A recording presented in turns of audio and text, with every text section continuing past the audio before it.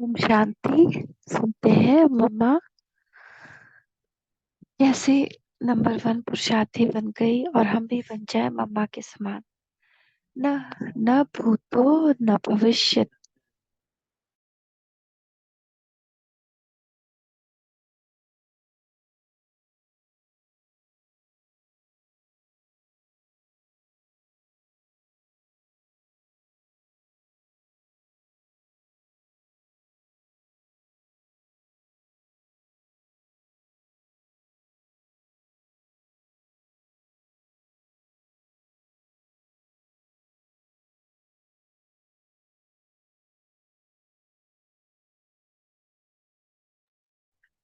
मुंबई की ब्रह्मा कुमारी उषा बहन जी अपना अनुभव सुनाते हुए कहती हैं कि ओह क्या मम्मा थी, क्या मम्मा का प्यार, क्या शक्ति स्वरूपा थी। देखा जाए तो पापा मम्मा जैसी अप्रतिम और महान सारी दुनिया में न कोई हुए हैं, न होंगे, न भूतो न भविष्यति। ऐसा वंडरफुल व्यक्तित्व, तेजस्वी जीवन था मम्मा का। जब हम पहली बार मधुबन आए थे तो हमें ईश्वरीय ज्ञान नहीं था। पापा ने निमंत्रण देकर हमें बुलाया था। हम एकदम नए नए थे। ये सन 1961 की बात है। मुंबई के करीब 8-10 लोग बैठे थे। बाबा से हम मिल रहे थे। उस समय हापुड़ में कुछ हंगामा चल रहा था।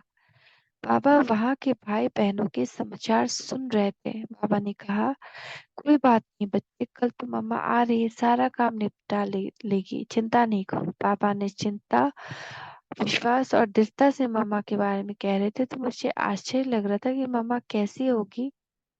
बाबा उनकी इतनी महिमा कर रहे हैं कि वह अवश्य ही बहुत विचित्र पर्सनालिटी वाली होंगी। ऐसे ऐसे मैं सोच रही थी क्योंकि मैंने तो मम्मा को अब तक देखा ही नहीं था। अगले दिन मम्मा आई तो बाबा ने उनका जोरदार स्वागत किया।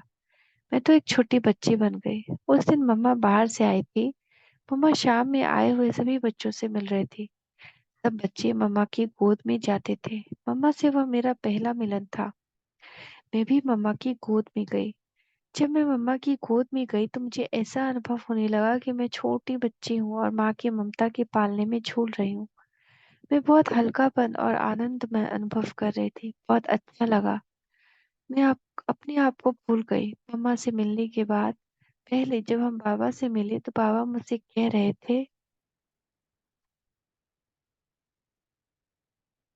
बच्ची तुम मम्मा को पहचानती हो? मैंने कहा, बाबा हमने मम्मा को देखा नहीं तो पहचाने कैसे? बाबा ने कहा, देखो बच्ची, कल मम्मा आ रही है, उनको तुम अच्छी तरह से देखना। वो कैसे बैठती हैं, कैसे उठती हैं, कैसे चलती हैं, ये सब पूरा निरीक्षण करना। मैं सोचने लगी, यह कोई कहने की बात है क्या?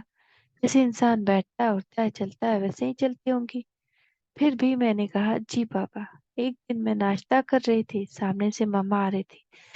मैंने देखा तो देखती रह गई। मैं अपने आप को भूल गई। जैसे जैसे मम्मा नजदीक आ रही थी तो मुझे महसूस होने लगा कि कोई शीतल हवा का झोंका मेरी तरफ आ रहा है। मम्मा मेरे नजदीक से गुजरकर किचन की तरफ गई।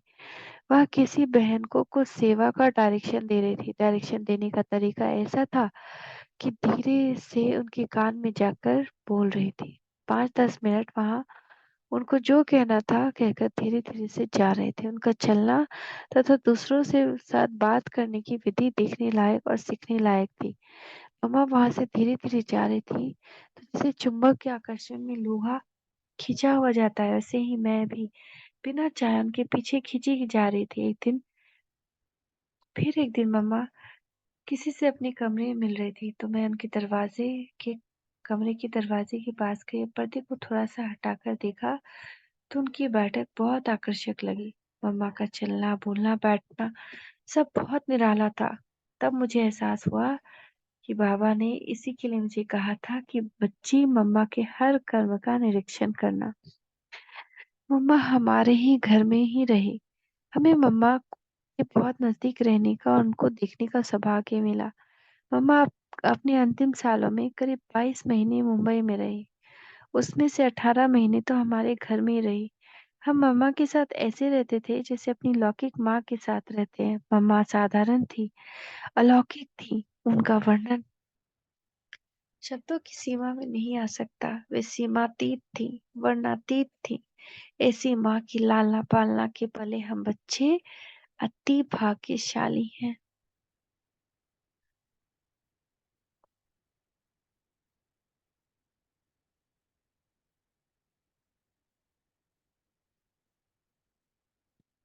ओम शांति, ओम शांति, ओम शांति।